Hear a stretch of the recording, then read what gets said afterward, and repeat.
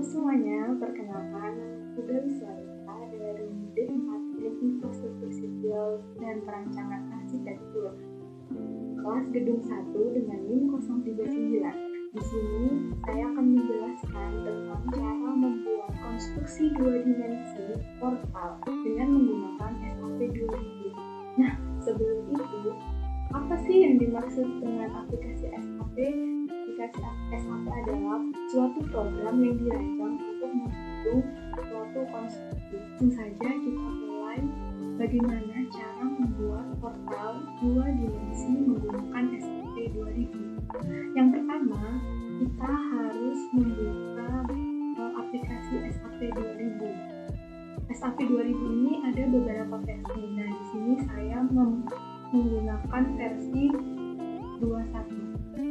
Langsung saja kita buka aplikasinya.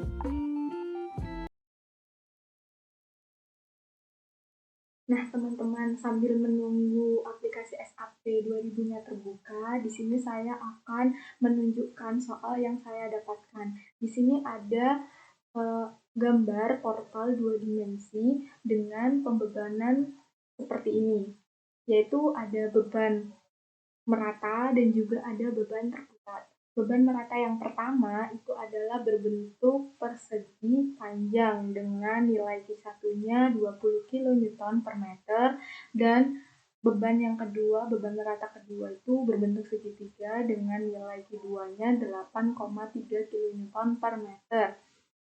Dan juga di sini ada dua beban terpusat. Yang pertama beban terpusat vertikal dengan besarnya 19 kN per meter, dan yang kedua beban pusat horizontal dengan besar 7,3 kN.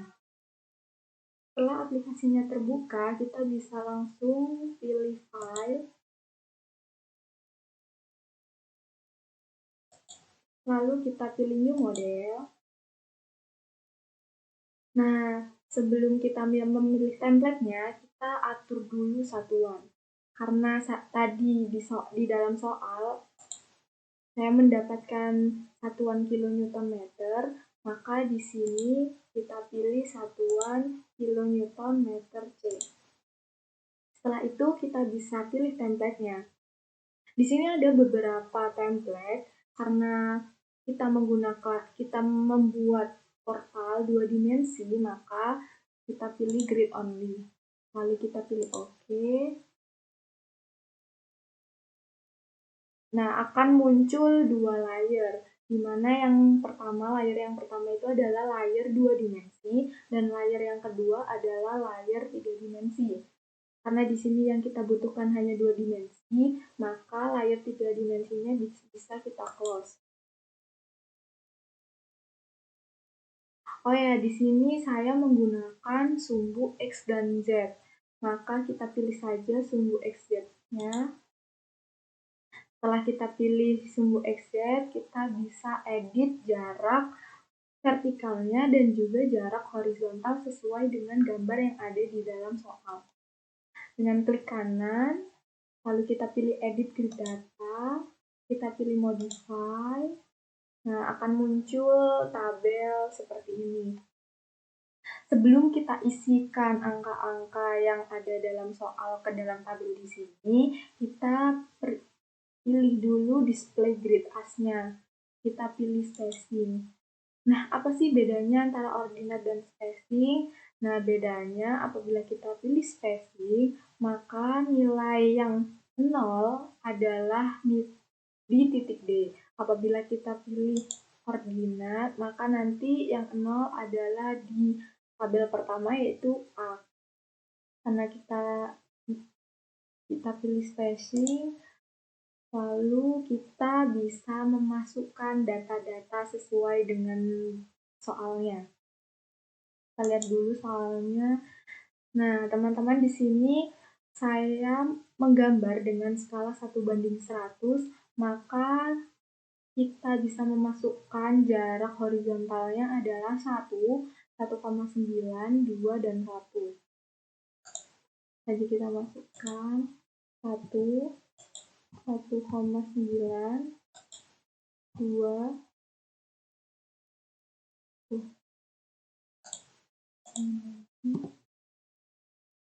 Nah, setelah itu kita ke bawah, karena kita menggunakan sumbu X dan Z, maka kita bisa menghilangkan sumbu Y-nya. Kita delete. Setelah itu kita memasukkan jarak horizontalnya, yaitu di sumbu Z. Kita lihat lagi soalnya. Di sini ada 3 jarak. Yang pertama adalah selisih antara tumpuan B dan A, selisih tingginya. Yang kedua antara A dan P2, dan yang ketiga adalah P2 ke atas ini. Kita masukkan, karena ini tidak sejajar, maka kita bisa memperoleh angkanya dari 3,29 ditambah 2 dikurangi 4. Jadi di sini akan mendapatkan hasil 1,29, 2, dan 2 jaraknya. Kita langsung saja memasukkan 1,29, 2, 2. Nah, ini tidak perlu, kita bisa menghapusnya. Nah, setelah selesai, kita bisa klik OK. Klik OK. Nah, akan berubah seperti ini. Sesuai dengan soal. Setelah itu kita bisa pilih define, kita pilih load pattern. Di sini di depth-nya kita isikan 0. Kita modify. Nah, kenapa harus 0? Agar beban mati dari batang itu sendiri tidak dihitung. Nah, setelah itu kita bisa pilih draw frame atau kabel. Lalu kita gambar sesuai dengan yang ada di soal. Kita klik saja di setiap titiknya.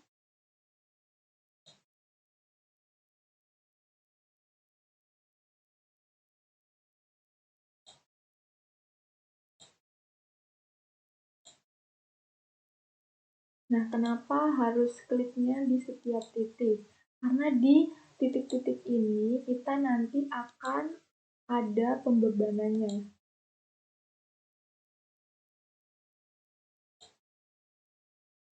Setelah selesai kita menggambar rangka portalnya, kita bisa menggambar tumpuan. Kita klik di titik yang akan kita beri tumpuan, lalu kita pilih assign, kita pilih join, lalu restraint. Nah, di sini ada beberapa jenis tumpuan ya. Kita sesuaikan dengan yang ada di soal, yaitu kita dapat sendi yang tumpuan A. Kita klik sendi ini, kita apply, oke. Nah, untuk yang kedua, kita klik poin yang kedua di sini, kita pilih assign.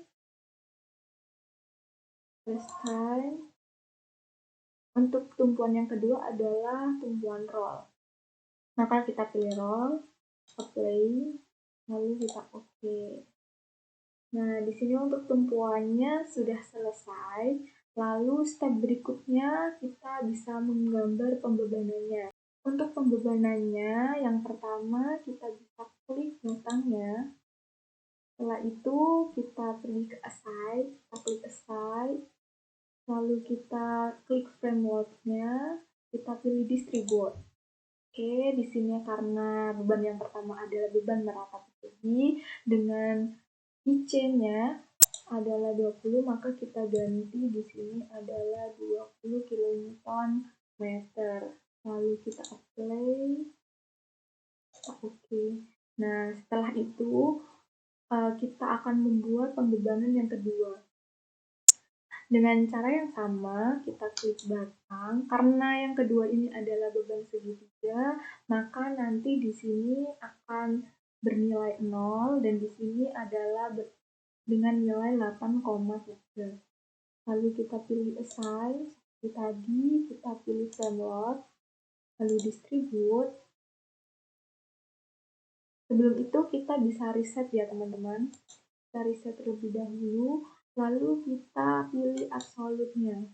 Nah, Karena sesuai penjelasan tadi, karena beban segitiga, maka jarak yang pertama adalah 0, jarak nolnya plusnya adalah 0, lalu yang kedua jaraknya 2 dengan beban 8,3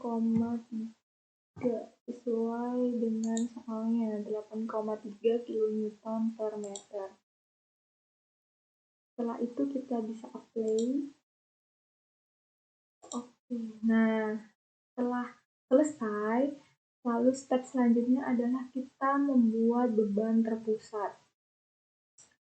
Beban terpusat ini caranya sama seperti membuat beban merata, bersegi, maupun segitiga. Kita bisa klik batangnya, lalu kita pilih assign, kita pilih frame load. Karena di sini beban terpusat, maka kita klik point. Nah, lalu kita klik absolute terlebih dahulu. Lalu kita masukkan jarak dan juga IC-nya. Yang pertama jaraknya adalah 1 dengan nilai, kita lihat dari soal, nilainya adalah 19 kN per meter. 19. Kita klik OK, kita klik play, klik OK.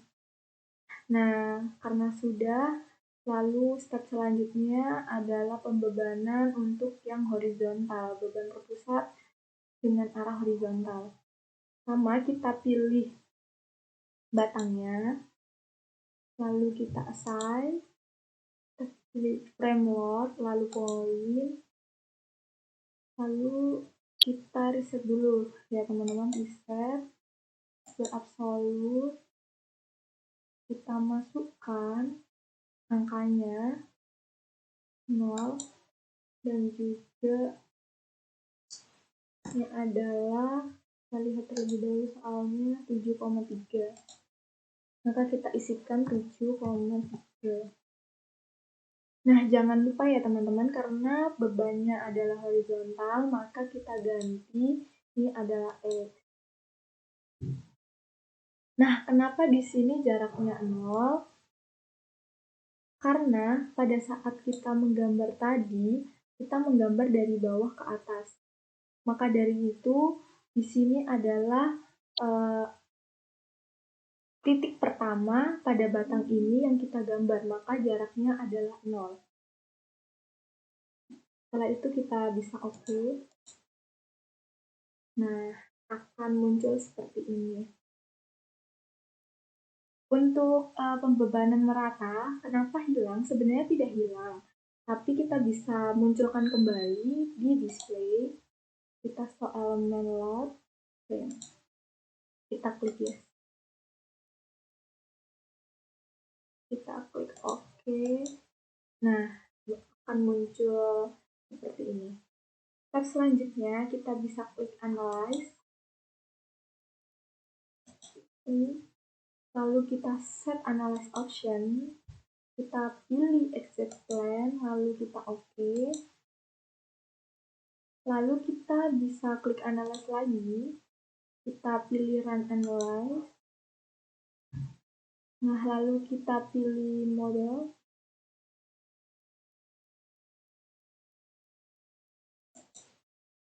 Lalu kita do not run test. Lalu kita run now. Dan kita bisa simpan dengan file analisa struktur 2D.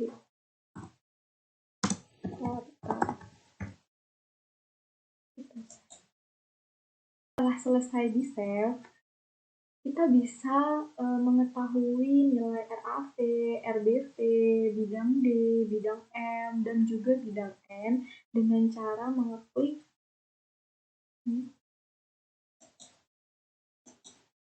ini langsung. Kita apabila kita ingin mengetahui nilai RAV dan juga RBV, kita bisa pilih join.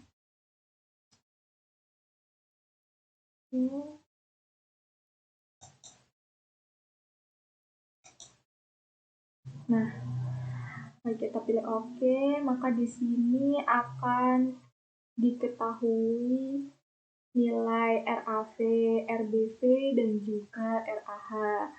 Dengan nilai RAV-nya 15,37, RBV-nya 31,93, dan juga RAH-nya 7,3. Apabila kita ingin mengetahui bidang N, bidang D, dan juga bidang M, kita bisa pilih show force atau stress, lalu kita pilih frames. Nah, di sini akan ada beberapa pilihan. Yang pertama adalah axial force, itu untuk mengetahui nilai dari bidang N. Lalu share 22 ini untuk mengetahui bidang D. Dan juga momen 33 ini akan mengetahui nilai momennya. Kita coba satu persatu. Yang pertama adalah bidang N. Kita show values. Lalu kita oke. Nah, kita akan mengetahui nilai dari bidang N-nya. Yang kedua, kita bisa pilih share dua-dua ini. Lalu kita play, kita oke. Nah, ini untuk bidang D-nya. Bila kita ingin mengetahui bidang M, kita bisa pilih momen 3 titik ini. Lalu kita apply, kita oke. Dan akan muncul bidang M-nya. Sekian penjelasan dari saya.